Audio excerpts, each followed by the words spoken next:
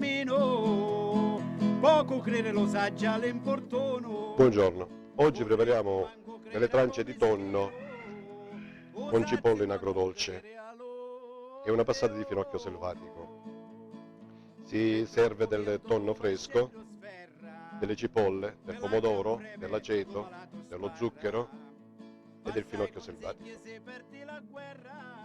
Si vanno a prendere le trance di tonno, passare in farina e passarli in olio. Si mettono da parte e poi in una pentola andiamo a preparare della cipolla che andiamo a soffriggere e a passire con dell'aceto rosso.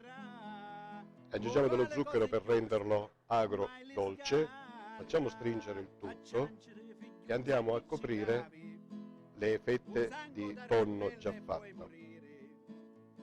Sopra la cipolla e sopra il tutto andiamo a mettere un ristretto di finocchio selvatico, pinole e ovetta sultanica.